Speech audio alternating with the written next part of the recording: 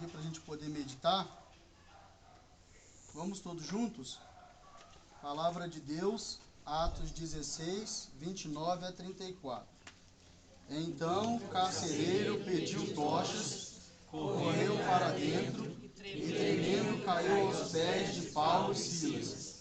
Conduzindo-os para fora, perguntou: Senhores, que devo fazer para ser salvo?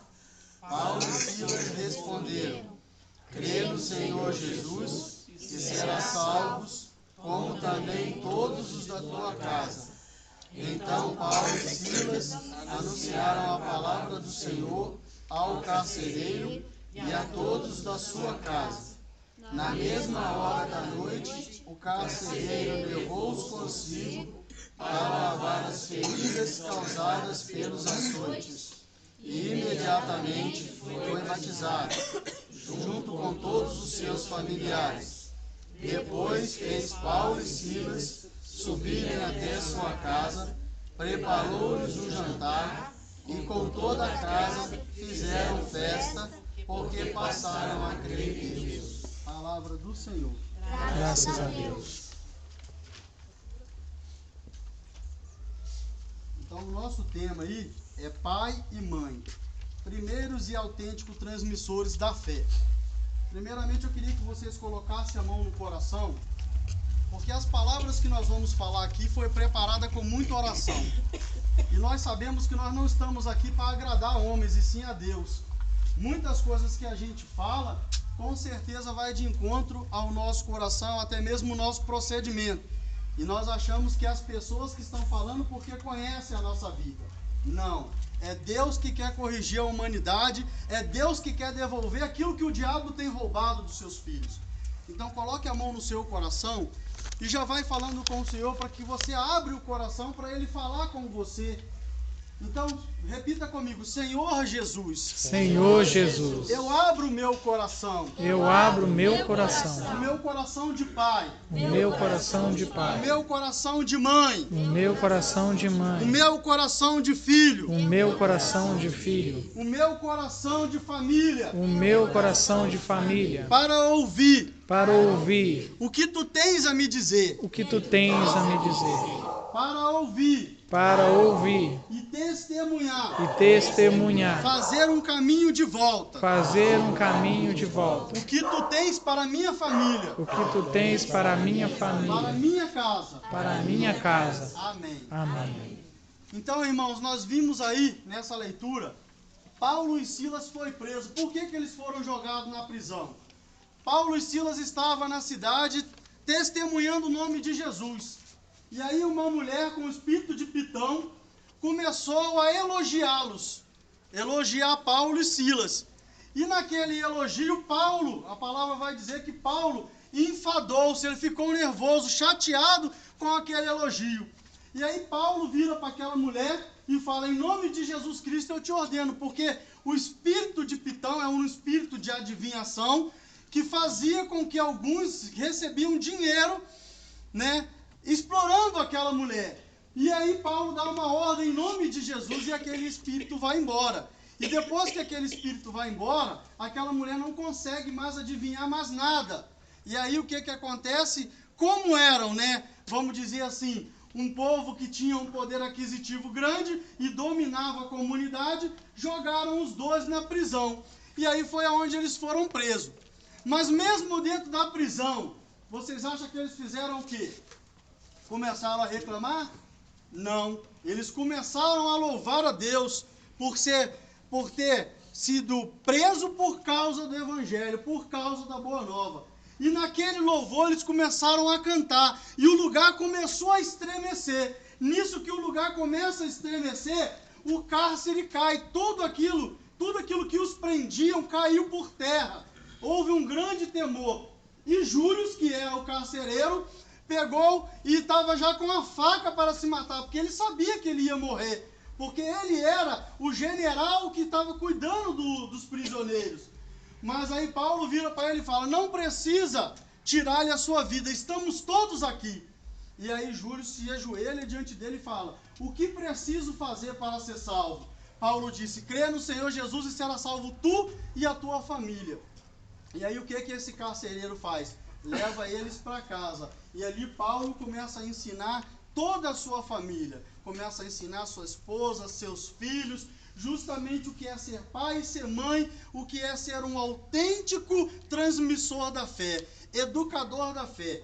E aí nós vamos ver que educação, educar na fé, transmitir o ensinamento de Deus em que os hábitos, costumes e valores são transferidos de uma geração para a geração seguinte. Então, ou seja, nós que somos pai e mãe, precisamos receber essa doutrina, essa formação e passar de geração em geração.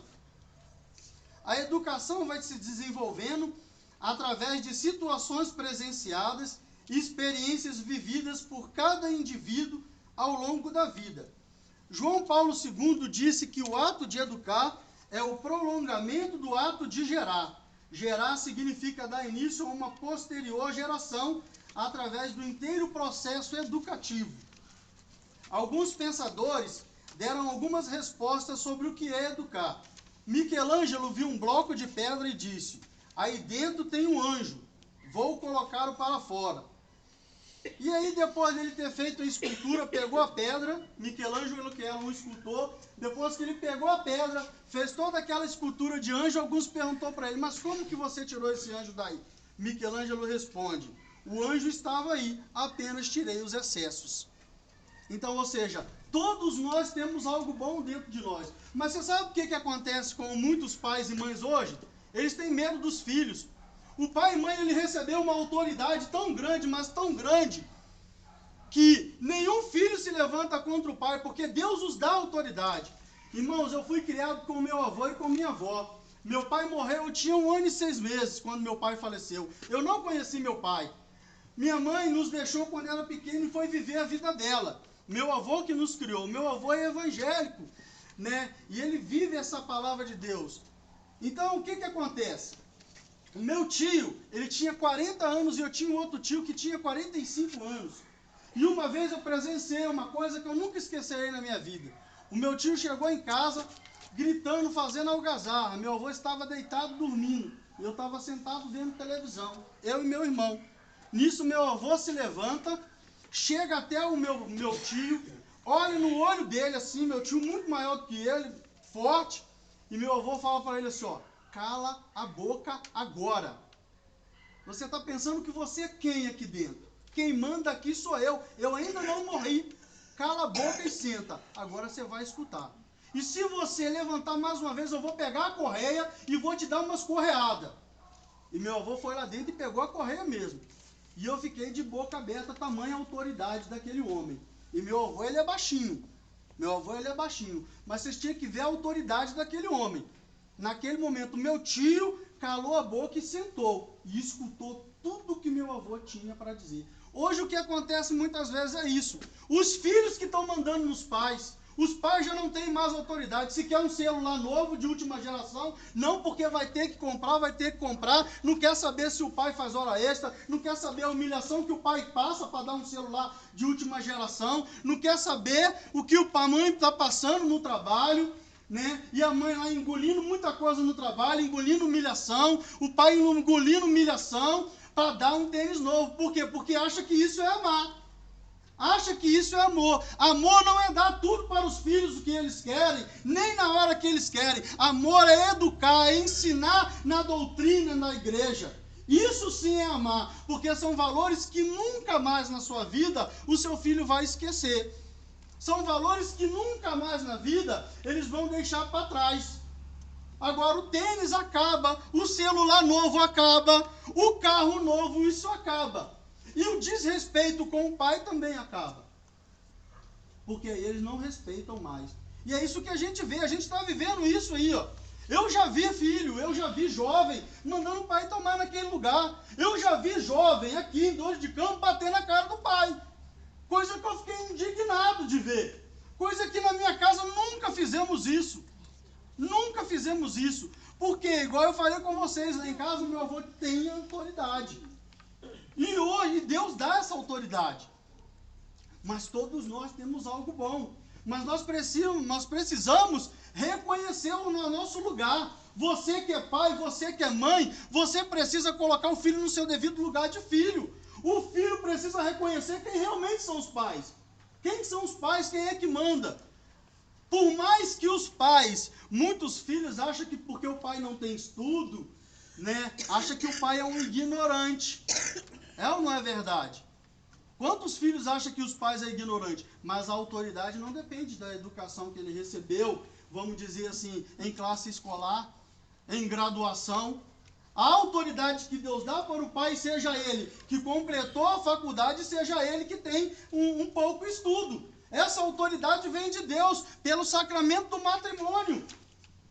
Porque no sacramento do matrimônio, o que o padre fala? Vai dizer assim, ó. Porque a educação, na celebração do matrimônio, os futuros pais prometem a Deus educar os filhos na fé. E o padre pergunta assim: estás disposto a receber amorosamente das mãos de Deus os filhos e a educá-los segundo a lei de Cristo e da igreja? E aí o que os pais respondem? Que sim, né? Mas aí a gente está vendo que os valores estão invertidos. Quem manda em casa é os filhos.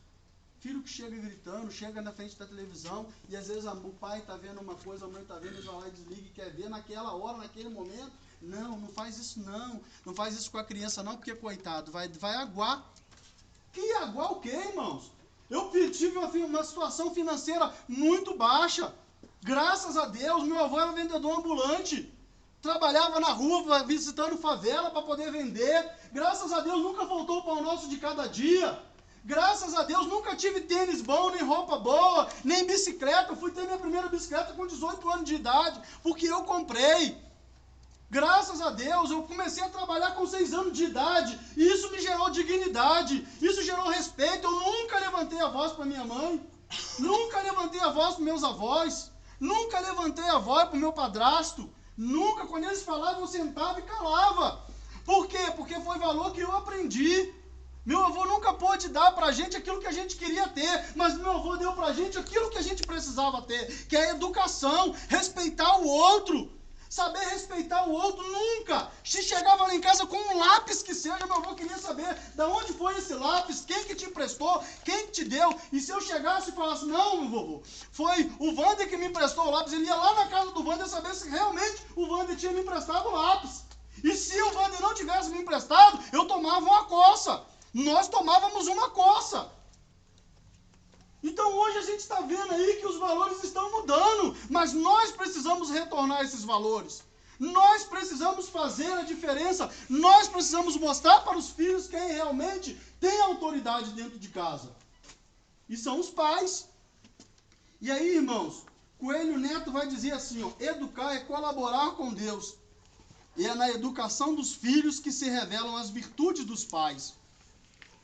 O que acontece muitas vezes também, que a gente vê que os pais mandam os filhos para a igreja.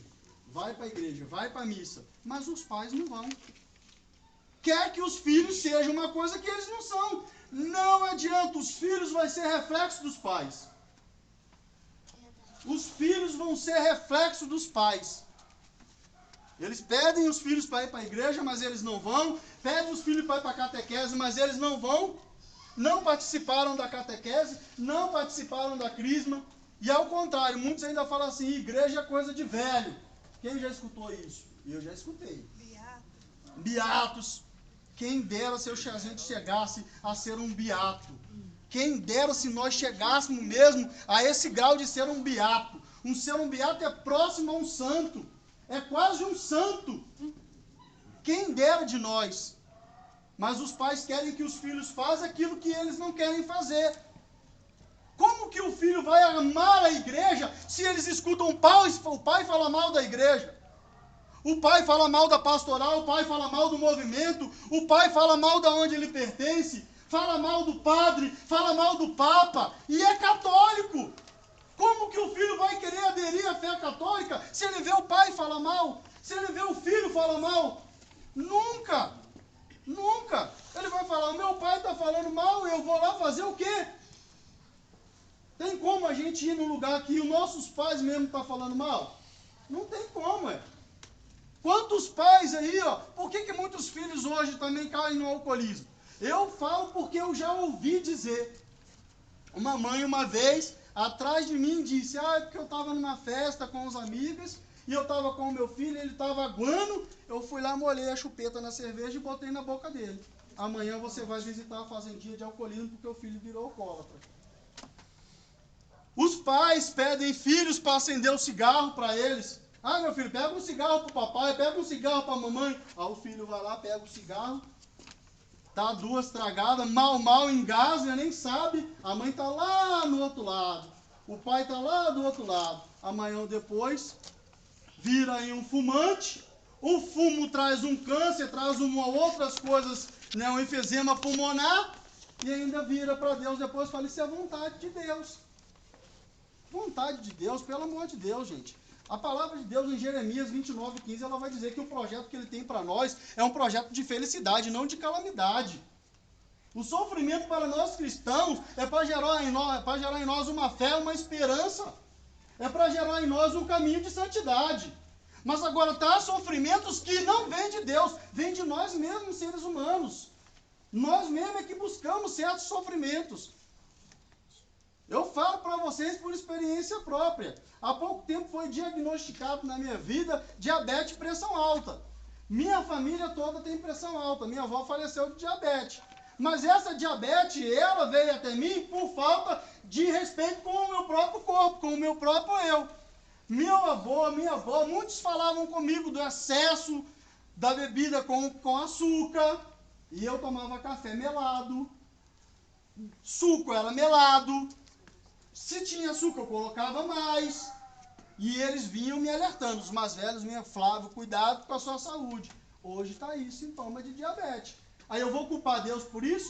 Há pouco tempo minha esposa falou assim para mim, pede a Deus a cura. Eu falei, não, eu não vou pedir a Deus a cura, eu vou pedir força. Porque o culpado foi eu. Foi eu que fui culpado dessa diabetes, hoje está na minha vida. Foi eu, porque eu não ouvi os mais velhos, eu não ouvi as pessoas que me amavam, não ouvi os meus amigos, e hoje eu tenho que assumir que isso não é culpa de Deus. Isso é culpa minha, então eu tenho que bater no peito e dizer, isso é culpa minha. Eu não vou pedir cura para Deus. Deus não tem culpa disso. Então a gente tem que aprender a assumir essas responsabilidades. Temos que aprender a assumir essas responsabilidades. E por que nós precisamos ser educados como pais e filhos? Porque a educação gera em nós um promover e um amadurecer na pessoa humana, em todas as suas dimensões, material, intelectual, moral e religiosa. Por isso a educação não se aprende só na escola, mas principalmente em casa.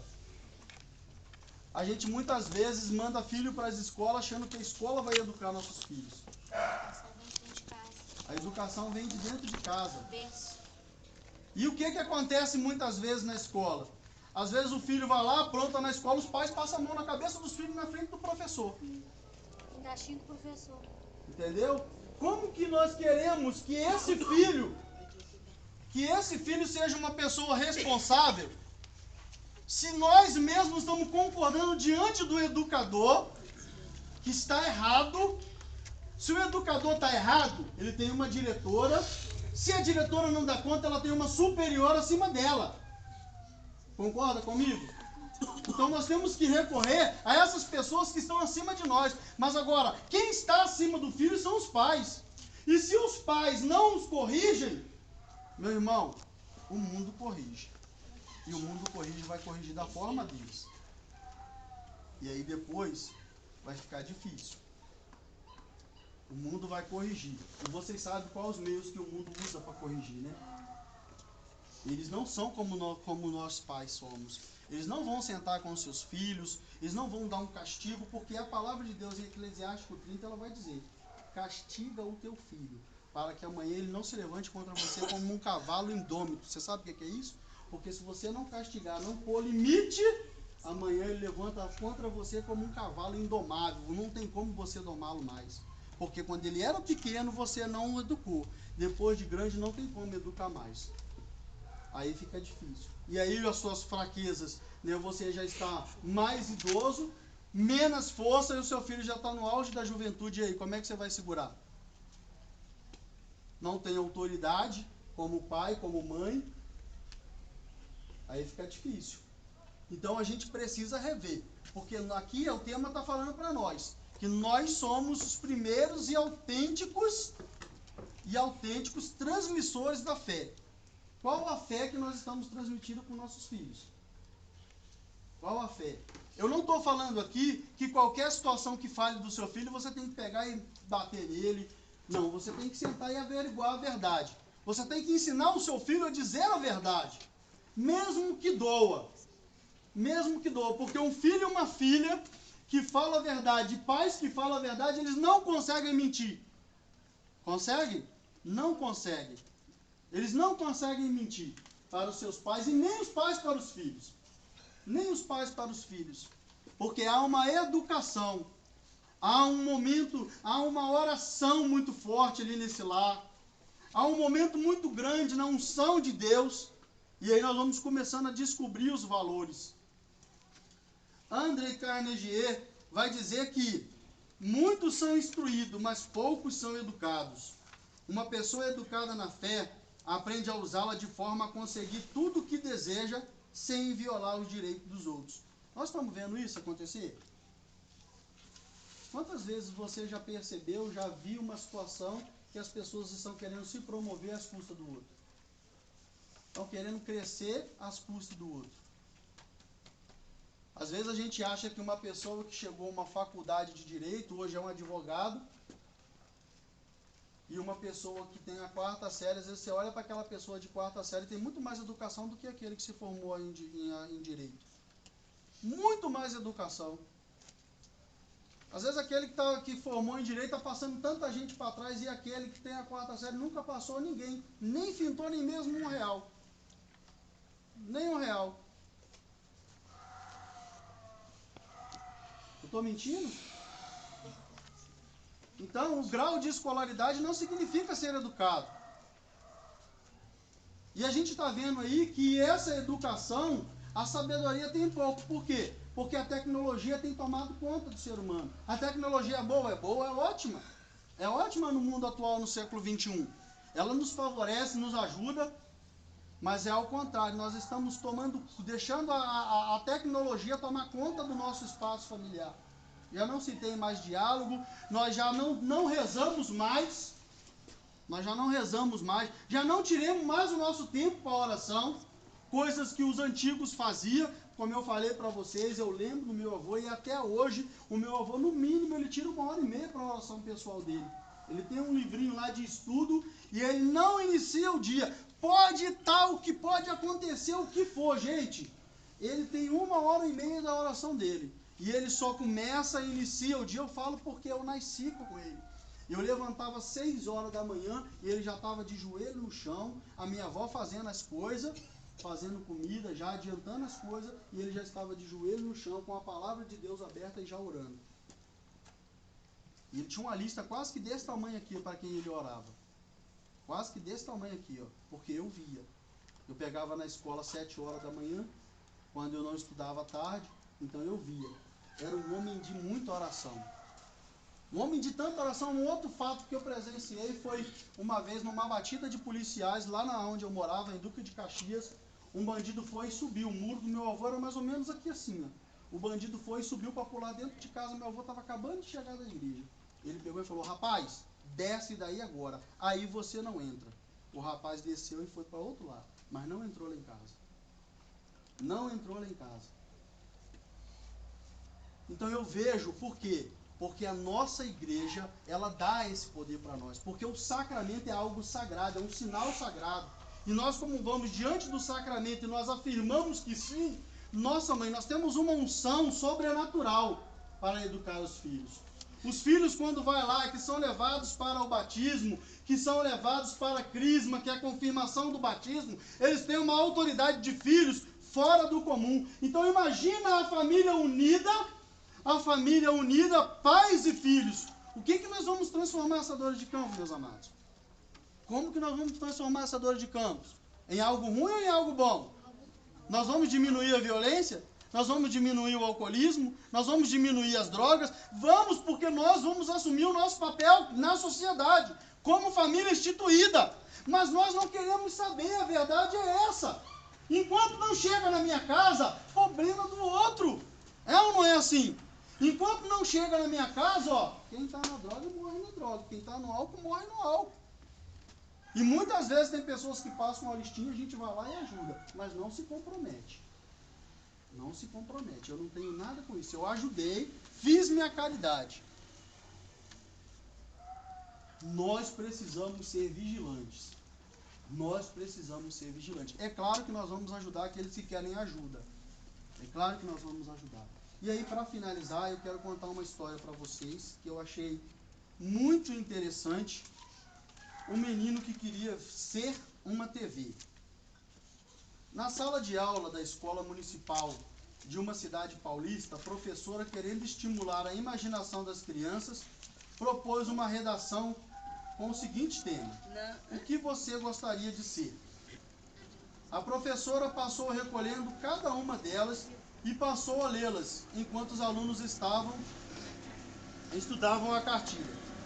Em um dado momento, todos ficaram assustados ao ver a professora chorando.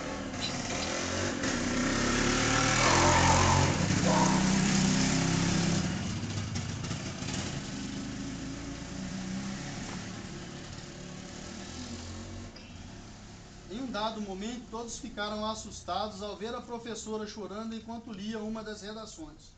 Mas nenhum dos alunos teve a coragem de perguntar o que estava acontecendo. Terminada a aula, a professora voltou à sua casa. Alguns minutos mais tarde, seu marido chega ao trabalho e estranha ver a esposa chorando, lendo ainda aquela redação. Preocupado, o marido chega e pergunta: o que está acontecendo? Ela então lhe entrega a redação daquele aluno para que seu marido leia. Então seu esposo começa a percorrer aquelas linhas, intrigado com o que está escrito. Querida professora, se eu tivesse o poder de ser alguma coisa, eu queria ser uma televisão. Se eu fosse uma TV, com certeza eu teria um lugar especial de destaque na minha casa. Todos se reuniriam ao meu redor só para ouvir eu falar. Ninguém me interromperia. Todos prestariam atenção quando eu falasse. Se eu fosse uma TV, ficariam preocupados sempre que eu não estivesse funcionando bem. Até meus pais teriam um tempo para mim, mesmo quando chegassem cansados do trabalho. Seria muito legal na hora do almoço, todos reunidos ao meu redor, querendo saber tudo o que eu tenho para falar. Ou até mesmo ver meus irmãos disputando para ver quem iria ficar comigo. Enfim, eu tenho certeza que se eu fosse uma TV, teria uma vida muito mais feliz, muito mais alegre. Terminando de ler a redação, o marido da professora indagou: puxa vida, coitado deste menino, como é que pode ter uns pais assim, deste jeito, totalmente ausentes? Quase chorando, a professora pede ao marido que lê o nome do autor da redação.